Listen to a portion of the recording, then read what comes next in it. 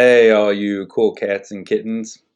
Another great Carol Baskin reference. It's Bill McCormick here again. It's Lou for our class, Political Science 3710, Philosophy 4360, and Philosophy 5400. And in this video, we're going to talk a little bit about a great text we've been reading the past week and continuing through this week and next week, which is on the Regno of Thomas Aquinas. So in this video, I want to say a little bit about Thomas Aquinas and then the Regno. So some of you have probably heard of Thomas Aquinas. Thomas Aquinas was a Dominican priest and theologian who lived in the 13th century, so about 1224 to 1274. He's probably the most famous medieval thinker of the West, and certainly one of the most influential.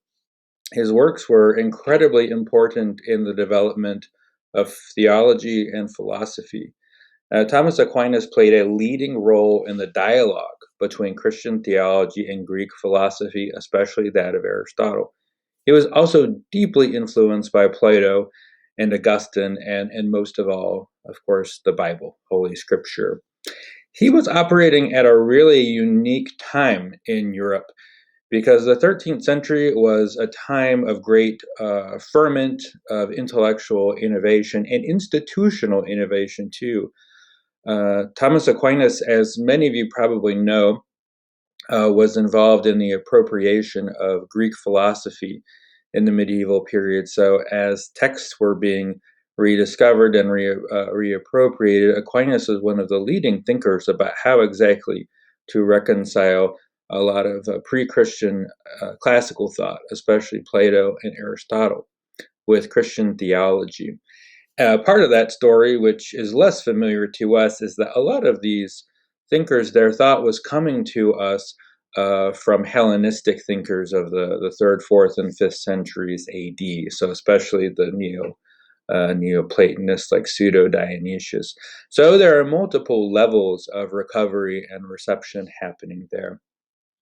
Aquinas was also operating, though, at a time of great institutional innovation in Europe, and especially with the rise of the university.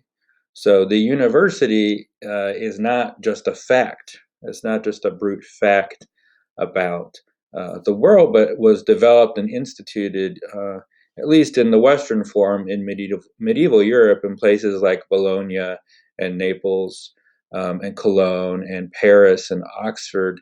And Aquinas had the great fortune of studying and teaching at a number of these institutions.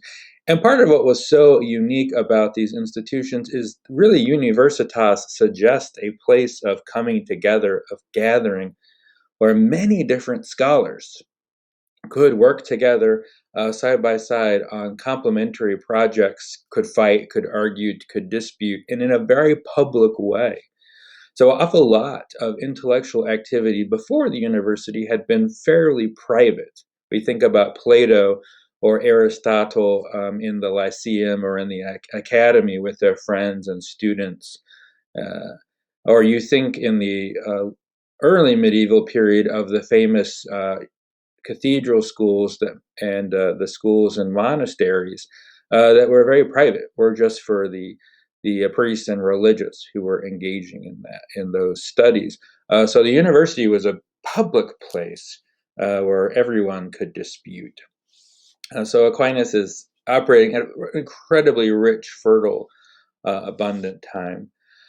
And on the one hand, as we've said, Aquinas is really very influential, and his impact resounds through the centuries. He's still very important today, and for many people, he's more or less the official or unofficial theologian of the Catholic Church. But I really want to caution you precisely because he was so great, there's nothing very typical, there's nothing very representative about Aquinas. Very few of the thinkers who followed him agreed with him on everything.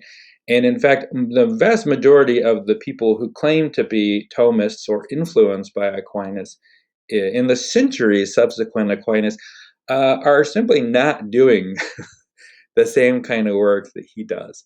Part of what we're going to see in De Regno is Aquinas has an incredible gift for synthesis, for taking the best of multiple different arguments, finding what's true across them and reconciling them at a higher plane. So most intellectuals, many intellectuals and academics throughout history, of course, have been much more interested in proving one side right and one side wrong, and unfortunately missing a lot of hidden truths.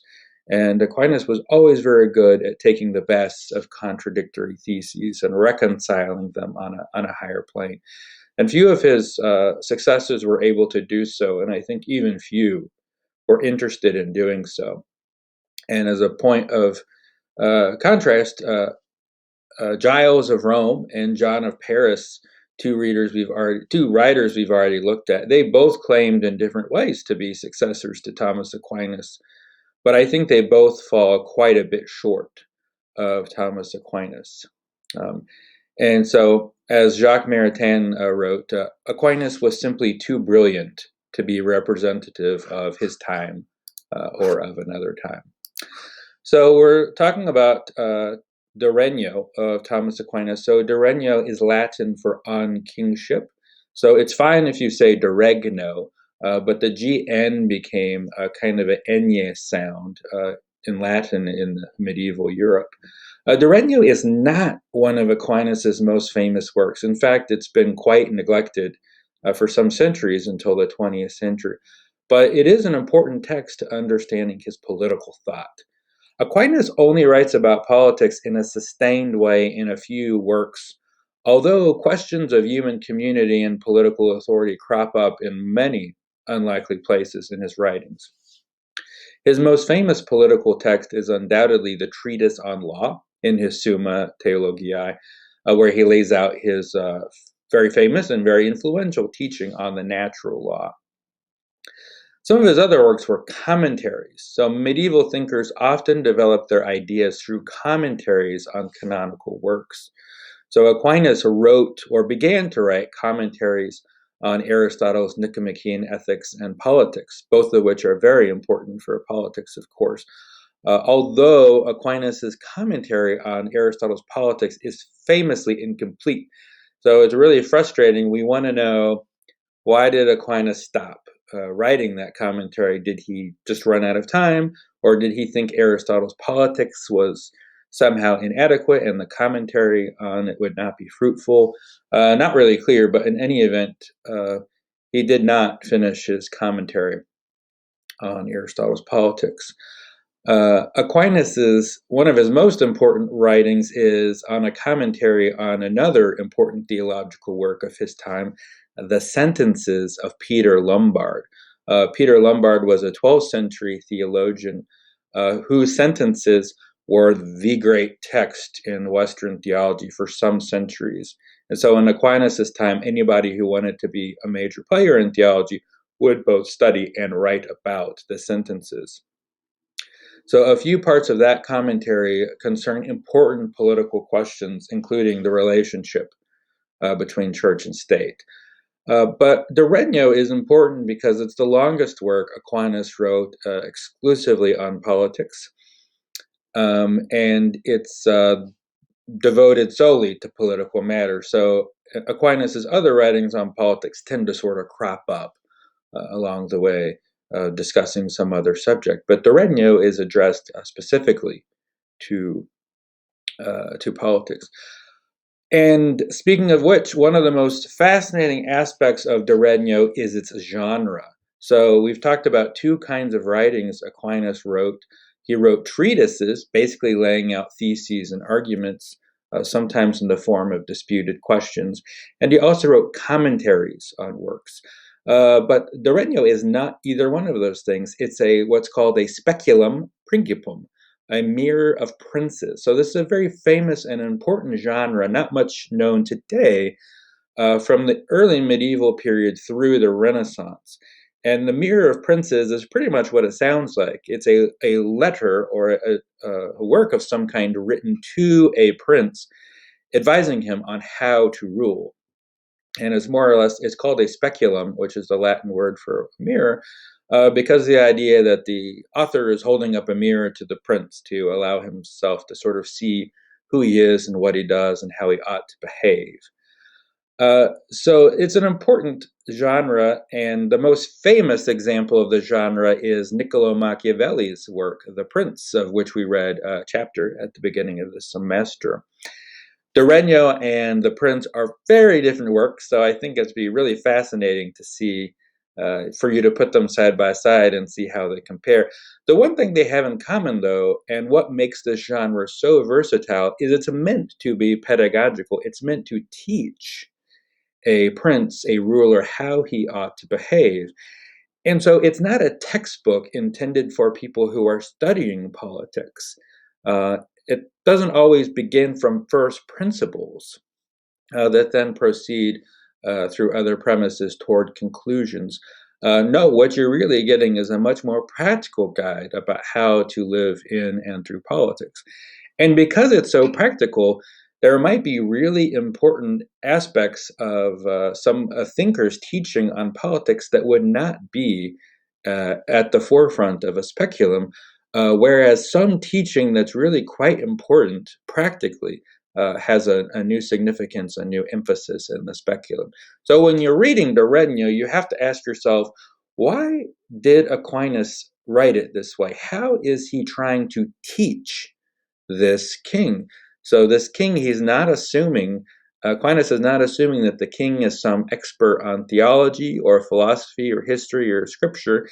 He's somebody who's actively engaged in politics and needs to be spoken to in his, in a pretty direct way, in a pretty practical, concrete way.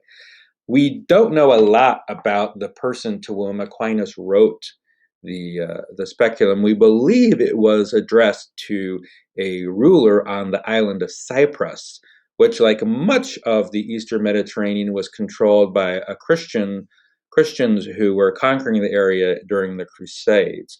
So it was probably a French prince who claimed at least part of Cyprus for his own kingdom. So you're talking about a kingdom that's a sort of a Western exclave, a Christian exclave in an Eastern Muslim area. This kingdom is fighting for its life. This king is spending all of his time trying to keep his kingdom viable, to keep it active. And yet, what was the supposed purpose of the Crusades, right? It was for the greater glory of God. So you see this tension in the work, and we're going to get into this more in the second video, which I'm about to post, which is the tension we often experience in political life between securing the basic necessities, between survival, and politics as a place of flourishing, as a sphere, as an arena in which human beings can be most perfected in their human nature, in their spiritual and rational human nature.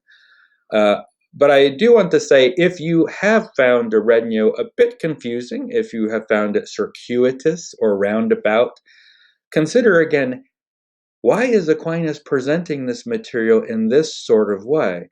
How would this presentation of the material reach the king, teach the king, educate the king, inspire and move the king in ways that would not happen if Aquinas had said, hey, here's my latest treatise, my dry, dull treatise on political theology. So I hope you've enjoyed this brief introduction to Aquinas and the Regno. And in the next video, again, we'll get more into the meat of the Regno.